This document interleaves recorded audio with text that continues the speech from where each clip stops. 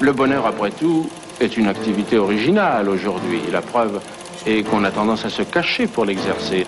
Pour le bonheur aujourd'hui, c'est comme pour le crime de droit commun. N'avouez jamais. Ne dites pas comme ça, sans penser à mal, ingénument, je suis heureux. Car aussitôt, vous verriez autour de vous, sur des lèvres retroussées, votre condamnation. Ah, vous êtes heureux, mon garçon. Et que faites-vous des orphelins du Cachemire ou des lépreux de la Nouvelle-Zélande qui ne sont pas heureux, eux? Et aussitôt, nous voilà tristes comme des cure-dents. Pourtant, moi, j'ai plutôt l'impression qu'il faut être fort et heureux pour bien aider les gens dans le malheur.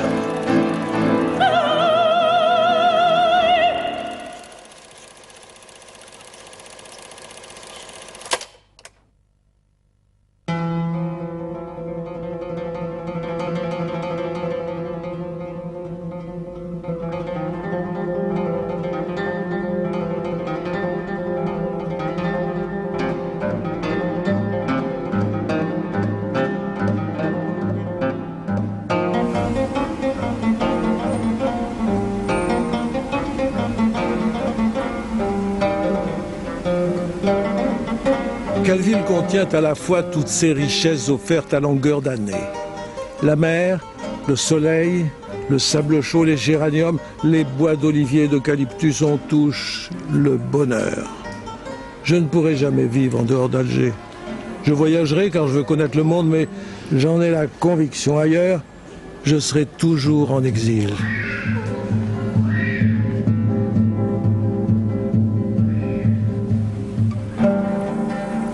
Alger, cité source, cité refuge, trop blanche et trop énigmatique à la fois. Éternel abri des pirates ténébreux et des triomphes solaires. Aujourd'hui, comme au début de ce siècle, la lumière y dispense et y masque par intermittence la pauvreté autant que la barbarie, la flamboyance comme la malédiction. Pendant des siècles, le goût du bonheur y est cependant resté le même. Et c'est bien là, finalement, dans cet irrépressible et redoutable goût du bonheur, qu'il faut peut-être découvrir le vrai secret d'une vie et d'une œuvre entièrement consacrée à la révolte contre tout ce qui, au nom des dieux, de l'histoire ou de la fatalité, empêche l'homme d'être heureux.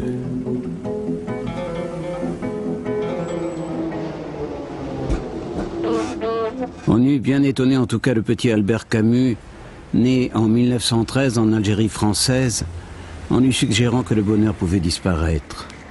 Pauvre parmi les pauvres, enfant parmi les enfants, pas plus que ses petits camarades du quartier de Bellecour, il n'associe le bonheur à l'aisance, à la sécurité ou à on ne sait quel statut social.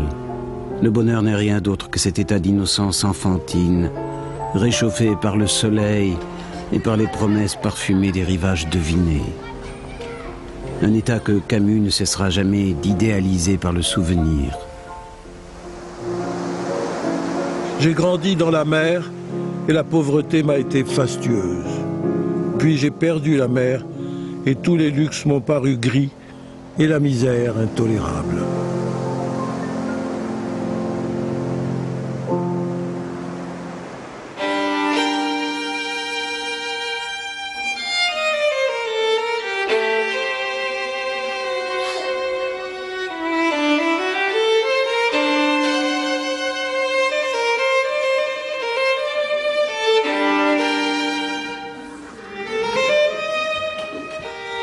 Fastueuse la pauvreté, grâce sans doute aux saveurs des lumières solaires.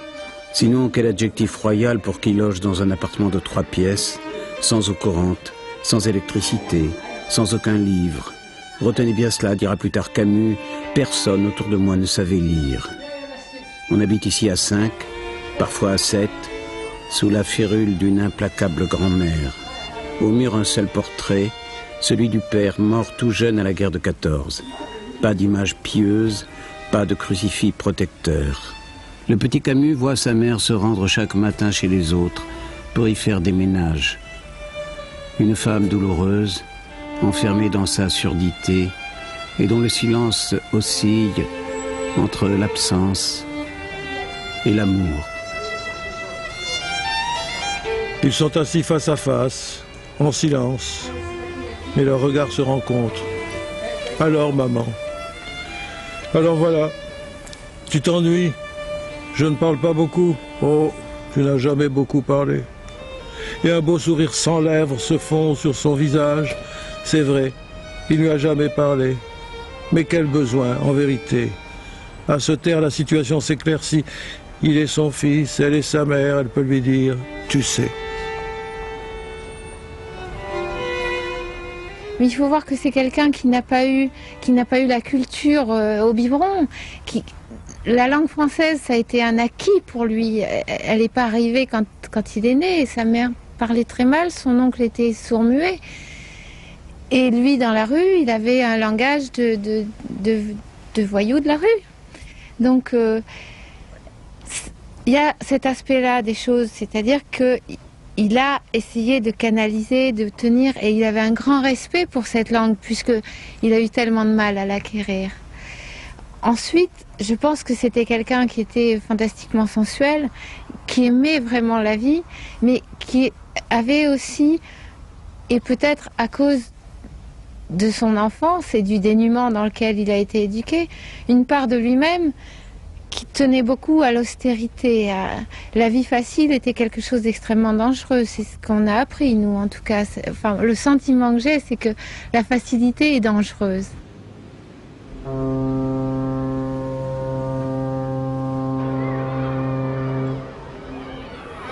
Aujourd'hui comme hier, il arrive que l'école, pour les pauvres en tout cas, soit un royaume. Le petit Albert s'y épanouit, s'y affirme. Un instituteur à l'ancienne, Louis Germain, à la fois substitut du père et du curé, le distingue, le fait travailler en dehors des cours et, contre le gré de la grand-mère, lui obtient une bourse. Le destin de Camus bascule.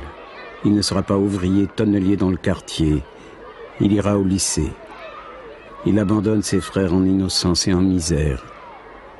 Camus fera de Louis Germain l'un des héros de la peste et lui dédicacera son discours du prix Nobel, 33 ans plus tard. À 14 ans au lycée, il découvre l'inégalité partout, sauf au football, sa première passion. Sur un stade, on ne vous demande pas s'il y a l'eau courante à la maison ou si votre mère travaille chez les riches. On joue bien ou on joue mal. Lui joue bien. Il choisit d'être gardien de but. Solitaire dans sa cage, mais solidaire du reste de l'équipe. Une double attitude qui deviendra une ligne de vie. Je n'ai connu que dans les sports d'équipe, au temps de ma jeunesse, cette puissante sensation d'espoir et d'exaltation qui accompagne les longues journées d'entraînement jusqu'au jour du match, victorieuse ou perdue. Et vraiment, le peu de morale que je sais, je l'ai appris sur les scènes de théâtre et dans les stades de football qui resteront mes vraies universités. Camus oublie ici une autre université, celle de l'ivresse des bains de mer qui lui donne, dit-il, un avant-goût de l'étreinte des corps et de la sensualité. Il explose de vitalité. Peut-on être plus heureux quand on a 17 ans à Alger? Il entre dans la classe de philosophie de Jean Grenier, enivré de culture et d'amour. Il se croit béni des dieux.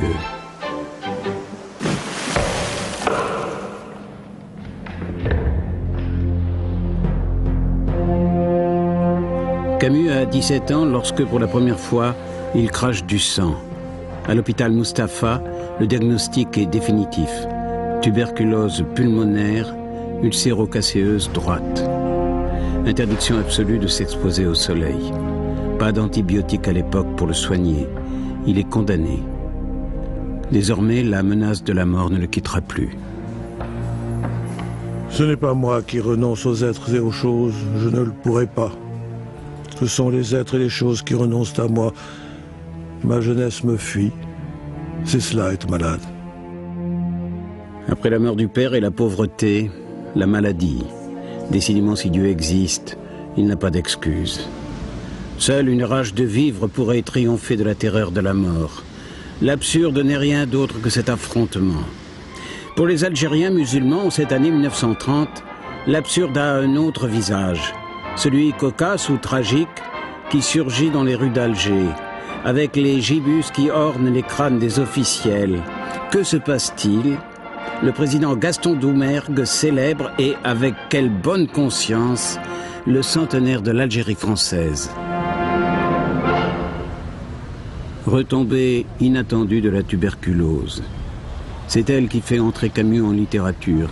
Il passe en effet sa convalescence chez l'oncle Acco, un boucher anarcho-voltairien. Dans sa bibliothèque se côtoient Anatole France, Valéry, Zola et même Joyce. Camus dévore tout goulûment. Mais c'est un an plus tard, à 18 ans, que son professeur Jean Grenier lui offre La douleur d'André de Richaud. C'est le départ d'une vocation, d'un destin. Je n'ai jamais oublié ce beau livre qui fut le premier à parler de ce que je connaissais. Une mère, la pauvreté de beau ciel. La noblesse des miens, leur misère, mes secrets, enfin tout cela pouvait donc se dire. Une heureuse maladie m'avait détaché de mes plages et de mes plaisirs. Je lus en une nuit, selon la règle, et au réveil, nanti d'une étrange et neuve liberté, j'avançais, hésitant sur une terre inconnue. Camus commence des études de lettres et va connaître 2 années de tentations contradictoires, d'exil intérieur et de fuite dans tous les sens. Ce désordre finit par avoir un visage, celui d'une jeune fille. Simone Yé, elle est fille de médecin, de la haute, comme on dit alors. La vie libertine et sauvage de cette beauté du diable finira dans le romantisme désespéré des paradis artificiels. Camus accède à l'univers des bourgeois universitaires et des pieds noirs affranchis. Il soigne sa mise et se coiffe comme les acteurs des films policiers de l'époque. Mais aucun dandysme ne saurait longtemps enfermer une âme fière et grave dans un quelconque reniement de ses origines. Très vite, Camus a peur d'avoir eu honte des siens et il a honte d'avoir eu honte. Il livre dans L'envers et l'endroit une méditation émue et chuchotée sur la dignité des humbles, leur obstination désenchantée, sur Bellecour et bien sûr sur sa mère. Il évoque le besoin de retrouver ces 2 ou 3 images simples et grandes sur lesquelles le cœur une première fois s'est ouvert.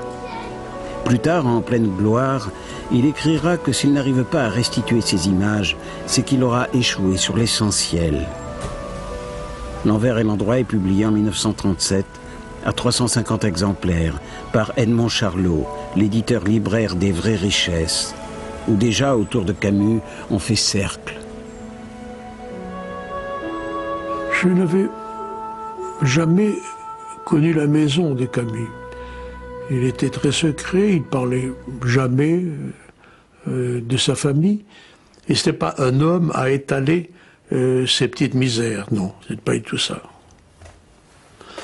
Par contre, il a, je crois, été très marqué par le fait que sa tuberculose lui a empêché de se présenter au concours d'agrégation.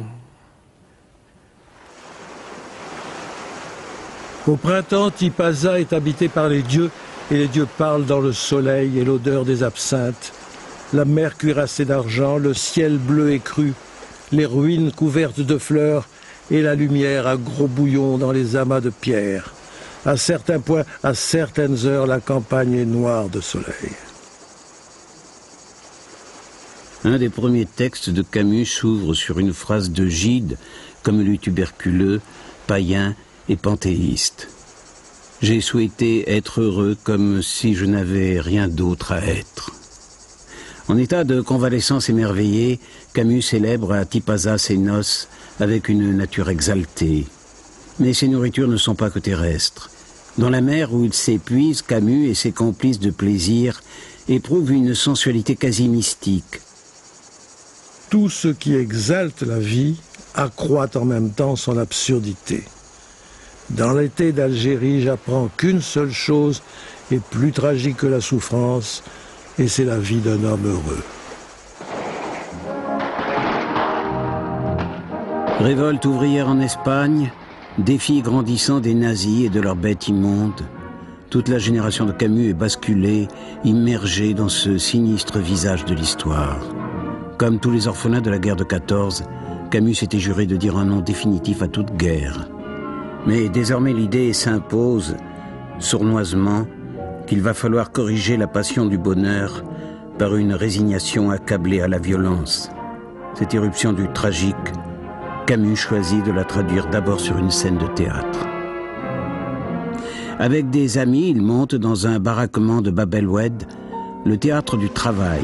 C'est la découverte de la vie en groupe, des fêtes les soirs de général et, selon Camus, d'un lieu où, plus que tout autre, la vie est vraie. Premier spectacle, l'adaptation du Temps du mépris d'André Malraux en 1935. Ce n'est pas le meilleur livre de l'écrivain, mais c'est en littérature le premier témoignage contre le nazisme. Malraux est communiste, Camus entre au PC en 1935. Vous comprenez quels peuvent être mes doutes et mes espoirs. J'ai un si fort désir de voir diminuer la somme des malheurs et d'amertume qui empoisonnent les hommes. Camus est chargé de la lutte des militants arabes. C'est son premier engagement dans la politique. Il quittera le PC 2 ans plus tard, quand ce dernier rompra avec le Parti populaire algérien, le parti indépendantiste de Messali Hadj. En 1938, il devient journaliste à Alger Républicain, dirigé par Pascal Piat, un ami de Malraux, dont le père est mort lui aussi à la guerre. Camus s'engage immédiatement. Il défend les prolétaires, les républicains espagnols et surtout les musulmans. Sa série d'articles en juin 1939, Misère de la Kabylie, dénonce pour la première fois leur scandaleux abandon.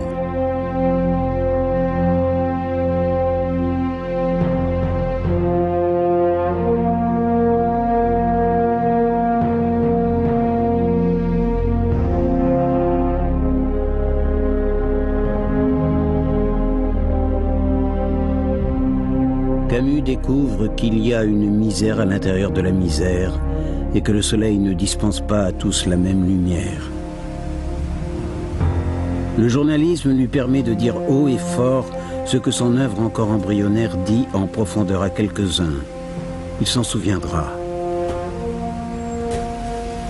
Tous ceux qui ont parlé d'Algérie ensuite ont pu le remercier d'avoir éveillé la justice partout, chez nous.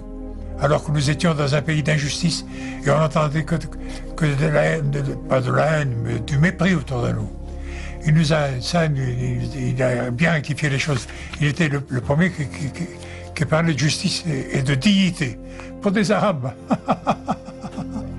Et si, pour des Arabes. Déclaration de guerre. Camus veut s'engager. On le déclare inapte. Il est tuberculeux et cela devient une identité. Il redouble alors d'ardeur polémique au Soir républicain. Le gouverneur général interdit le journal et de plus s'oppose à ce que Camus trouve un autre emploi. C'est l'exil, c'est la séparation, c'est l'heure des adieux à sa mère, aux absinthes de Tipaza, au goût du sel sur la peau, à la jeunesse.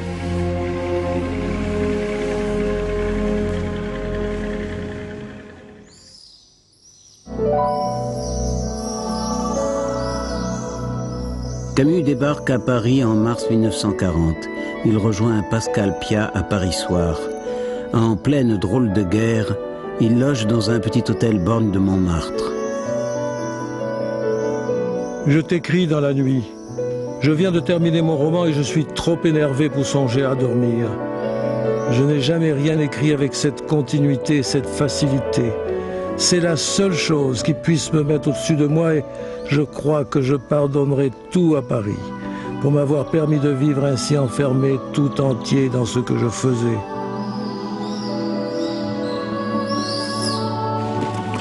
Le 9 juin, c'est l'exode général du journal vers Clermont-Ferrand. Sa petite voiture échappe plusieurs fois au bombardement allemand. Il s'empresse de vérifier dans le coffre que son manuscrit y est toujours. C'est celui de l'étranger. Replié sur Lyon, il se marie en décembre 1940 avec Francine Faure, musicienne, professeure de mathématiques, cette belle jeune femme à la démarche féline irradie une générosité attentive. Paris soir licencie, ils s'embarquent tous deux pour Oran.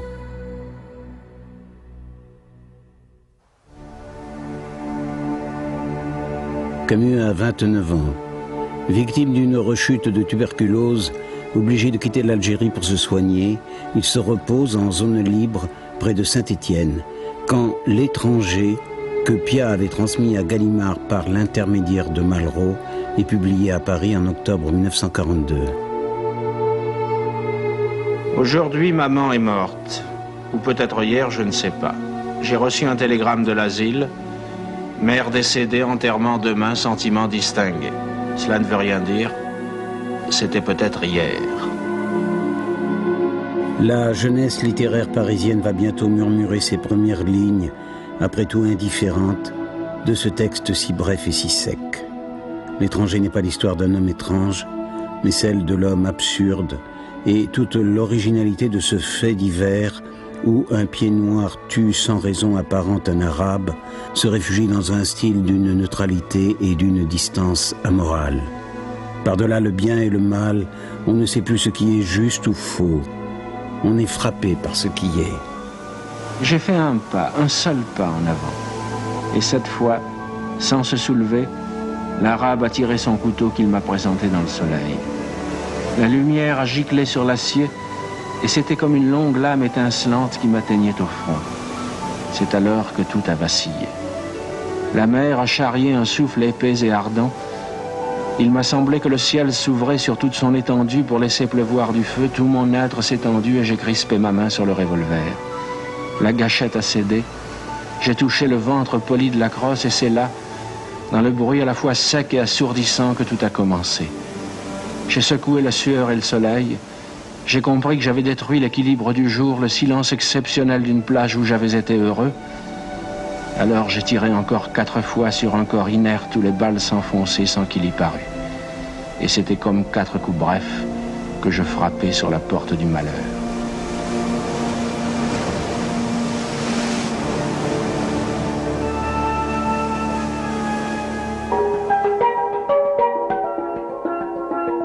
En 1938, Camus avait pensé à se suicider. 4 ans plus tard, une phrase ouvre le mythe de Sisyphe. Il n'y a qu'un problème philosophique vraiment sérieux, c'est le suicide. Sisyphe, saisi par le tragique de la condition humaine, exorcise non seulement la tentation du suicide, mais aussi celle du salut. Ce qu'il nomme extase de lucidité lui donne le courage de remonter tous les jours son rocher. Il se résigne enfin au péché sans Dieu. Il incarne la solitude et l'orgueil de l'homme. Il assume l'absurde qu'annonçait l'étranger.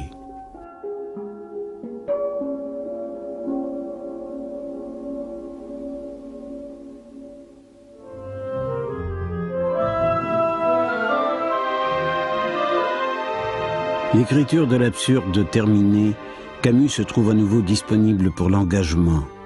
Donner un sens à son action. Il ne pensait pas jusque-là qu'on pût le faire de cette manière si cohérente. Mais le mal en face de lui est si net qu'on ne peut plus transiger. Cette guerre n'a pas cessé d'être absurde. Mais on ne peut pas se retirer d'un jeu quand le jeu devient mortel. Je m'étais donné un délai pour être plus libre ensuite de vivre sans mesure. Mais c'était une façon de me donner du confortable. Il entre dans le réseau combat toujours grâce à Pascal Piat en 1943. Il a de faux papiers, il joue un rôle essentiel dans la presse de la résistance. Il découvre la fraternité clandestine, exaltante mais tragique. Plusieurs membres du réseau sont déportés ou fusillés.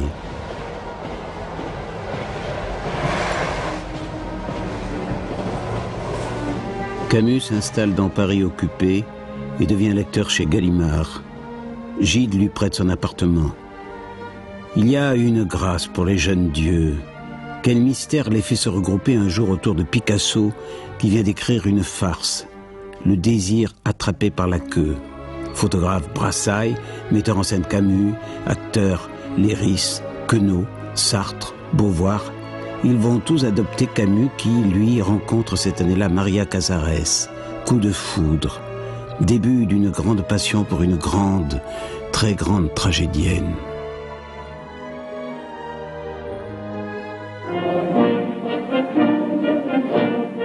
Il a fallu 5 années de lutte obstinée et silencieuse pour qu'un journal né de l'esprit de résistance, publié sans interruption à travers tous les dangers de la clandestinité, puisse paraître enfin au grand jour dans un Paris libéré de sa honte. Mais le temps qui vient maintenant est celui de l'effort en commun. La tâche qui nous attend est d'un tel ordre et d'une telle grandeur qu'elle nous contraint de faire taire le cri de notre joie pour réfléchir aux destinées de ce pays pour lequel nous nous sommes tant battus. Ces années n'ont pas été inutiles. Les Français qui y sont entrés par le simple réflexe d'un honneur humilié en sortent avec une science supérieure qui leur fait mettre désormais au-dessus de tout l'intelligence, le courage et la vérité du cœur humain.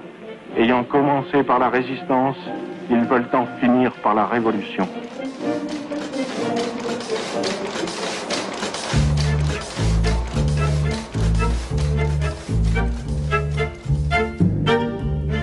Camus est rédacteur en chef de Combat.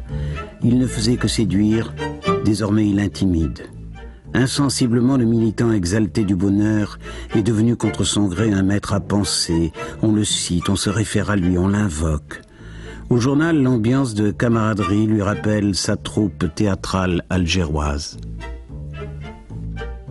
Je vais vous faire des choses emmerdantes, mais jamais des choses dégueulasses. Le lecteur mérite 2 choses, que l'on ne l'ennuie jamais, et que l'on parle aussi parfois à son intelligence.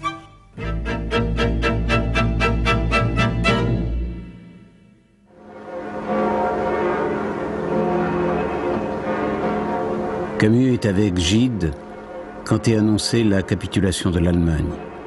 On peut enfin et à nouveau être disponible pour le bonheur. Mais au même moment, à la même heure, à Sétif en Algérie, le défilé de la victoire dégénère. Plusieurs morts du côté européen. La répression est sans pitié. Plusieurs milliers d'Algériens sont abattus en quelques jours. Seul Camus, dans Combat, dénonce ce qui se passe. Il se rend sur place. Ses amis algériens ne veulent plus entendre parler de la nationalité française, de l'assimilation, de l'intégration. Ces articles témoignent d'une lucidité désespérée. En ce mois de mai 1945, pour Camus, l'Algérie française est morte. Quelques mois plus tard, il écrit à propos de la torture à Madagascar: « Le fait est là, clair et hideux à la vérité.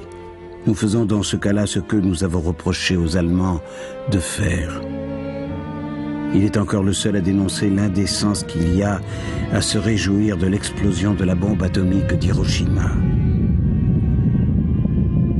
La victoire sur le nazisme n'est décidément pas la fin de l'histoire. Le bonheur, raison d'être de l'homme, est assiégé.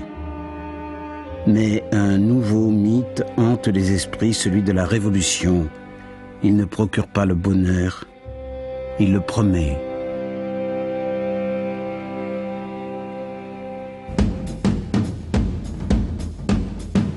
Dans les caves de Saint-Germain-des-Prés, on célèbre dans une allégresse libérée les pensées à la mode.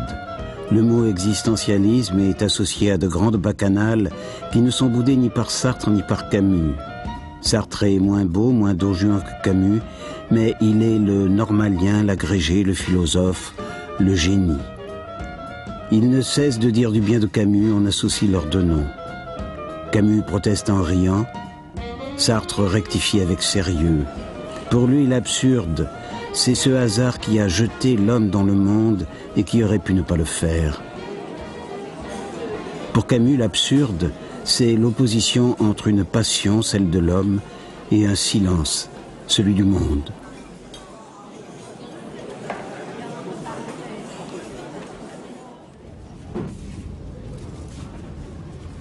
Camus ajoute à son charisme en faisant représenter sa dernière pièce Caligula, selon lui une tragédie de l'intelligence. Gérard Philipe y incarne un empereur nihiliste. Il pousse la démence jusqu'à tuer tous ceux qu'il aime par goût de l'absolu. Il prétend imiter Dieu qui, lui, dispose du bonheur, de l'immortalité et même de la lune. Caligula, ce monde tel qu'il est fait n'est pas supportable. J'ai donc besoin de la lune ou du bonheur ou de l'immortalité, enfin de quelque chose qui soit dément peut-être, mais qui ne soit pas de ce monde. Héligon, c'est un raisonnement qui se tient. Mais en général, on ne peut pas le tenir jusqu'au bout. Caligula se levant, tu n'en sais rien. C'est parce qu'on ne le tient jamais jusqu'au bout que rien n'est obtenu, mais il suffit peut-être de rester logique jusqu'à la fin.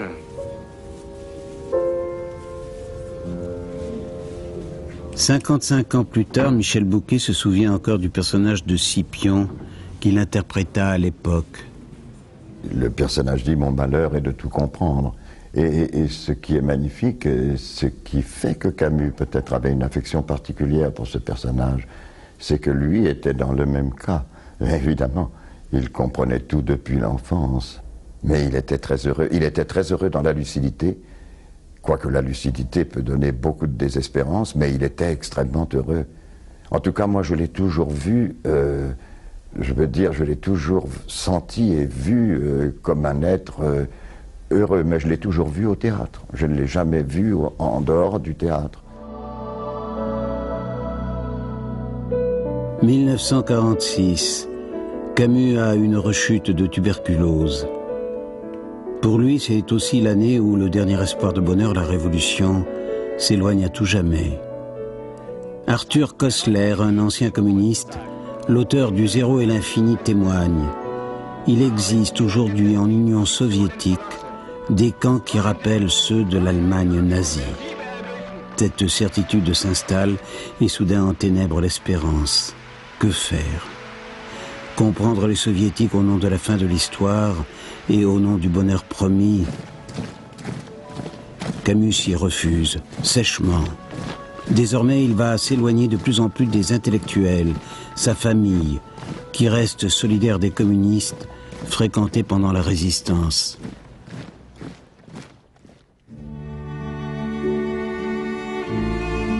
Le 10 juin 1947 sort La Peste, une semaine après que Camus eut quitté Combat.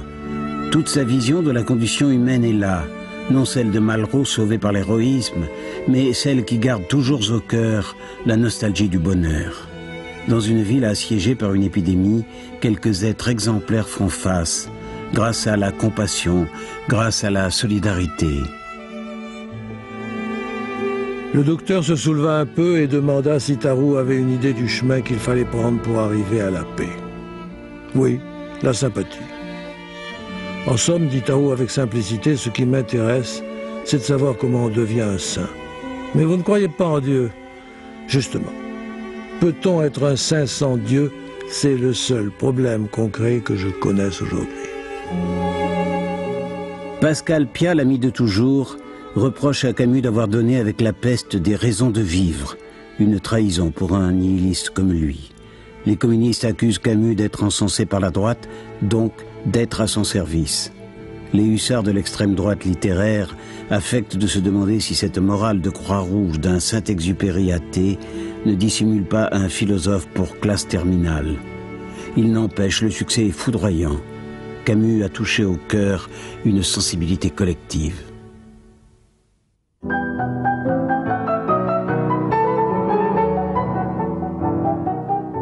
Qu'est-ce qui pourrait altérer une si insolente réussite dont le bonheur est l'accomplissement?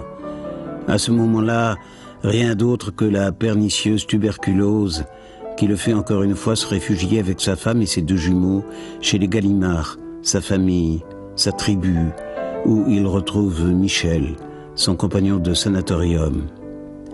C'est dans une fièvre créatrice sans pareille, travaillant 10 heures par jour, qu'il termine un essai explosif. L'homme révolté est celui qui dit non au monde tel qu'il est et qui refuse la légitimation du meurtre au nom d'un bonheur hypothétique à venir. La fin ne peut jamais justifier les moyens.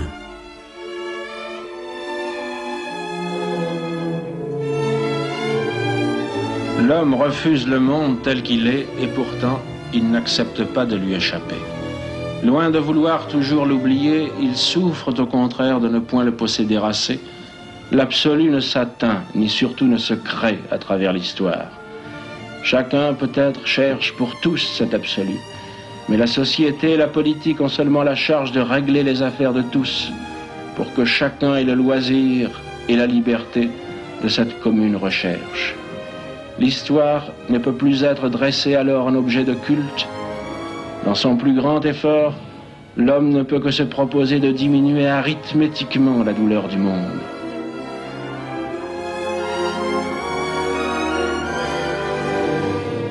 La Russie est aujourd'hui une terre d'esclaves balisée de miradors. Que ce régime concentrationnaire soit adoré comme l'instrument de la libération et comme une école de bonheur futur. Voilà ce que je combattrai jusqu'à la fin. Nous n'avons pas besoin d'espoir, nous avons seulement besoin de vérité.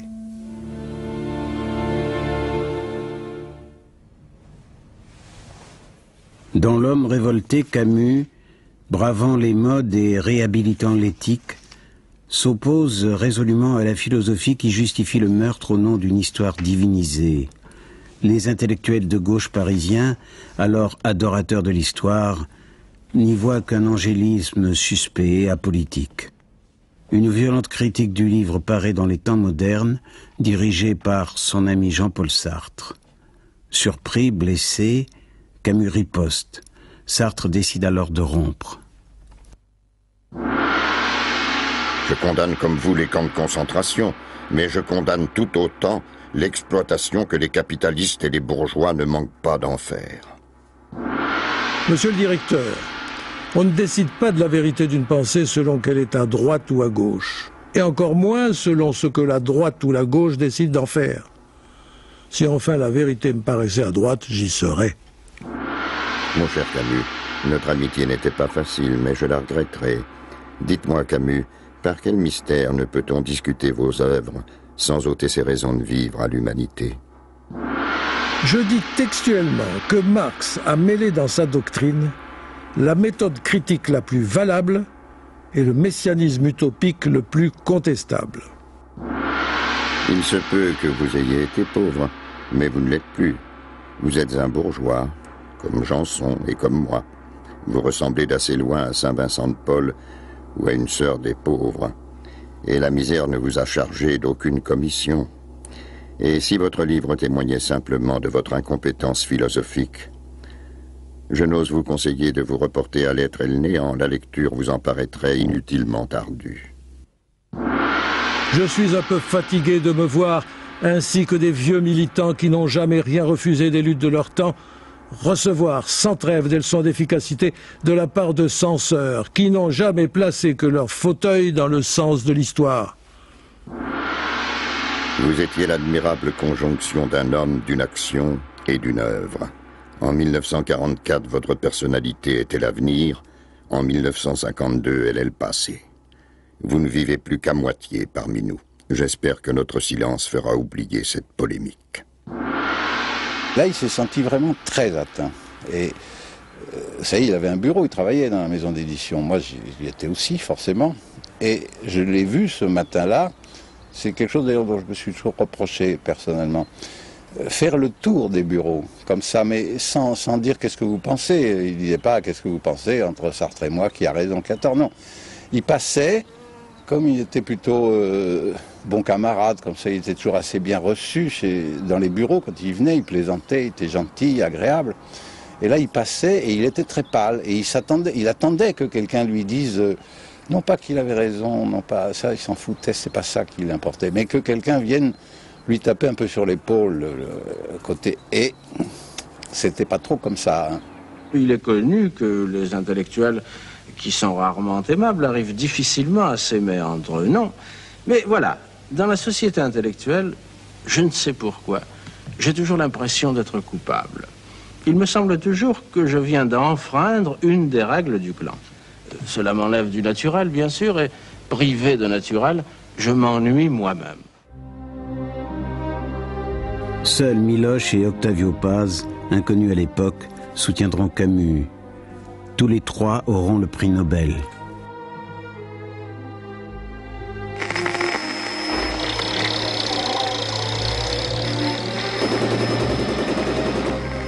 Cette nuit, entre minuit et 7 heures du matin, simultanément, des bandes armées ont attaqué en 15 points du territoire. J'ai mal à l'Algérie, dit Camus le 1er novembre 1954. Comme on dit, j'ai mal au poumon.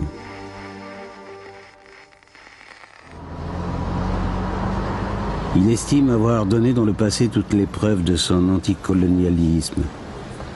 Il refuse aujourd'hui que l'on répare l'injustice de la colonisation au détriment des musulmans par l'injustice de l'indépendance au détriment des Européens. Mais il était irréaliste de penser que le destin de l'Algérie pourrait être différent de celui de la Tunisie ou du Maroc. Je crois qu'il y a une communauté possible et qui vaut infiniment mieux que toute séparation, sous quelque forme qu'elle se fasse. Et cette communauté ne peut être basée, selon moi, que sur une solution de fédéralisme. Je veux dire que chaque communauté, qu'elle soit arabe, française ou berbère, peut être représentée sur des bases d'égalité et de justice à l'intérieur d'une assemblée qui reste à définir. Voilà quelle est ma solution. Le 22 janvier 1956, contre tout réalisme, il lance à Alger, pathétique, presque religieux, un appel à la trêve civile. À l'extérieur de la salle, un millier de pieds noirs crient « À mort Camus !» Ferhat Abbas, le futur président de la République algérienne, lui donne l'accolade, en vain. 2 semaines plus tard, Guy Mollet se rend à Alger. Camus est à l'Express où il est entré depuis 1 an pour soutenir Mendès France. Quand, en présence de François Mauriac, explosent à la radio les cris de triomphe des pieds noirs qui jettent des tomates sur le président du Conseil. Au remous succédèrent les empoignades. On devait le soir dénombrer des blessés des 2 côtés. Devant la violence de la manifestation, la police dut employer les grenades lacrymogènes.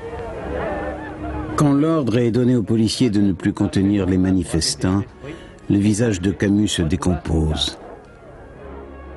Hélas, je connais les miens. Je sais de quoi ils sont capables quand on leur cède. On ne pourra plus rien faire à partir de ce jour en Algérie. Tout va se passer dans le sang. Il va falloir que des Français tirent sur des Français. Et je ne veux pas me mettre dans aucun des 2 camps. Camus s'impose un silence dans les médias. Il évite même la compagnie de ceux de ses amis qui restent trop proches des insurgés. Pourtant, il intervient discrètement pour sauver plusieurs nationalistes algériens condamnés à mort.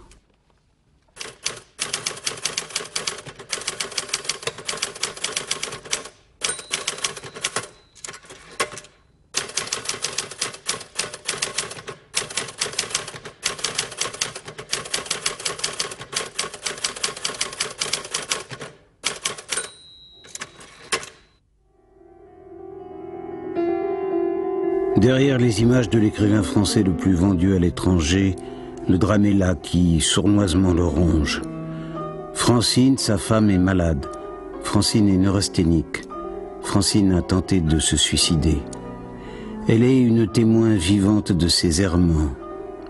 C'est que la véritable statue du commandeur, la sanction infligée à Don Juan, ce n'est pas Dieu, c'est la souffrance de la femme que l'on prétend aimer avec d'autres. La chute sort en mai 1956. Dans ce texte, Camus s'y dévoile, s'y flagelle et s'y dérobe en même temps.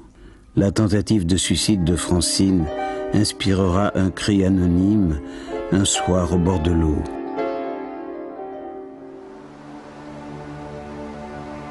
J'avais déjà parcouru une 50aine de mètres à peu près, lorsque j'entendis le bruit qui, malgré la distance, me parut formidable, d'un corps qui s'abat sur l'eau.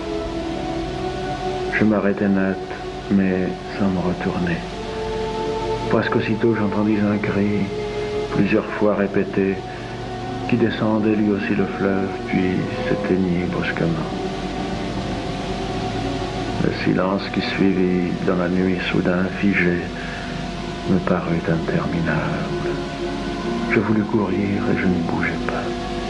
Je tremblais, je crois, de froid et de saisissement. Je me disais qu'il fallait faire vite et je sentais une faiblesse irrésistible envahir mon corps. J'ai oublié ce que j'ai pensé alors, trop tard, trop loin, ou quelque chose de ce genre. J'écoutais toujours, immobile, puis à petits pas, sous la pluie, je m'éloignais. Je ne prévins personne.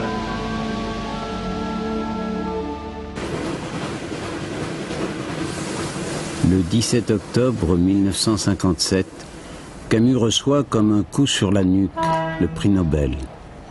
Francine l'accompagne à Stockholm. À sa nouvelle amie, Camus confie « Francine a été à la peine, il est normal qu'elle soit à l'honneur ». À 44 ans, il est le plus jeune prix Nobel de littérature après Rudyard Kipling. Il déclare que le prix Nobel récompense d'abord la France et ensuite le Français d'Algérie qu'il est. Il ajoutera même « Je n'ai jamais rien écrit qui ne se rattache de près ou de loin à la terre où je suis né. C'est à elle et à son malheur que vont toutes mes pensées. » Sire, Madame, Altesse royale, Mesdames, Messieurs, en recevant la distinction dont votre libre académie a bien voulu m'honorer, ma gratitude était d'autant plus profonde que je mesurais à quel point cette récompense dépassait mes mérites personnels. Comment un homme presque jeune, riche de ses seuls doutes et d'une œuvre encore en chantier, habitué à vivre dans la solitude du travail ou dans les retraites de l'amitié, n'aurait-il pas appris avec une sorte de panique un arrêt qui le portait d'un coup seul et réduit à lui-même au centre d'une lumière crue?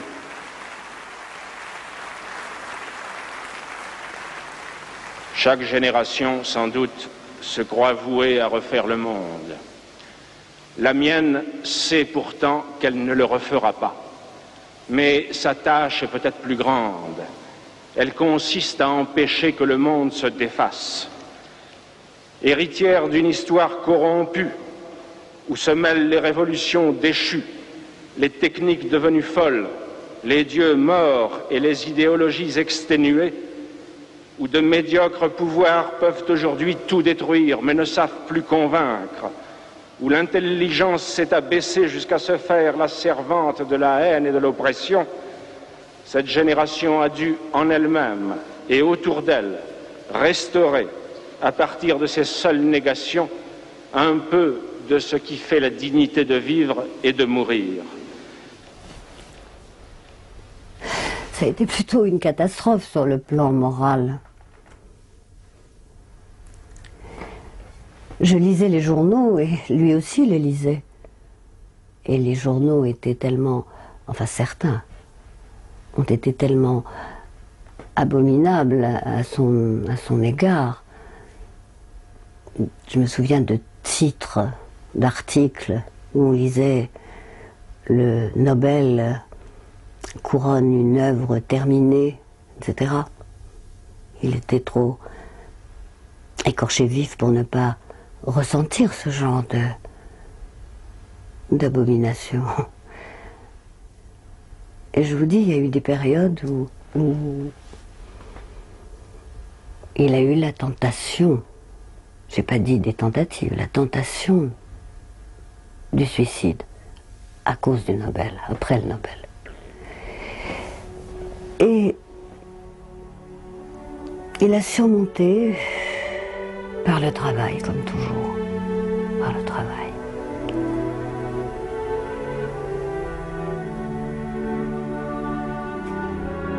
Pendant 15 ans, Camus a réalisé avec l'absurde et la révolte les 2 premières parties de son œuvre.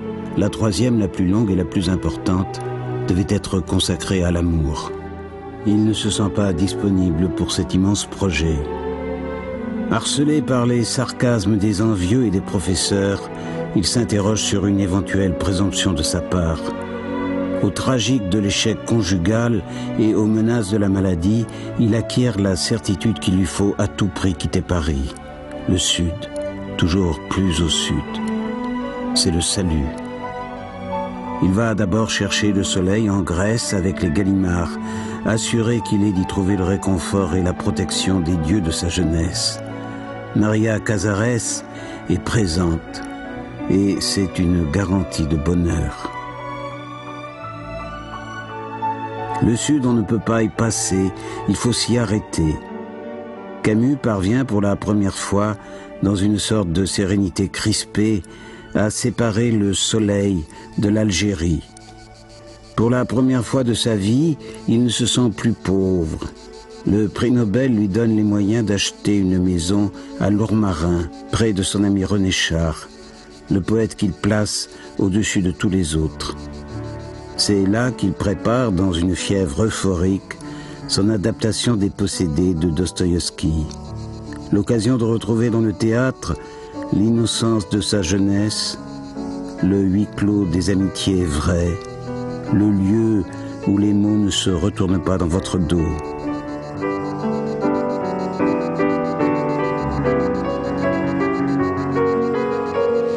Je n'ai jamais pu renoncer à la lumière, au bonheur d'être, à la vie libre où j'ai grandi. Mais bien que cette nostalgie explique beaucoup de mes erreurs et de mes fautes, elle m'a aidé sans doute à mieux comprendre mon métier.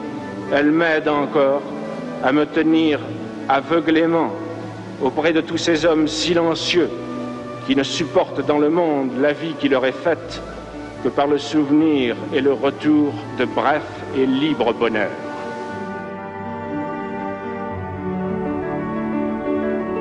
Une phrase de Char que j'ai lue après et dont je trouve qu'elle est presque un portrait de lui. La lucidité est la blessure la plus rapprochée du soleil.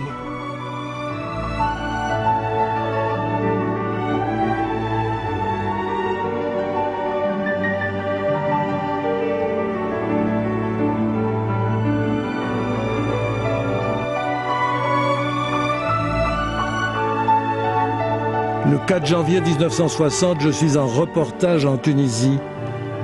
On me passe une communication urgente. François Herval me parle. Jean, Camus vient d'être victime d'un accident d'auto. Grave?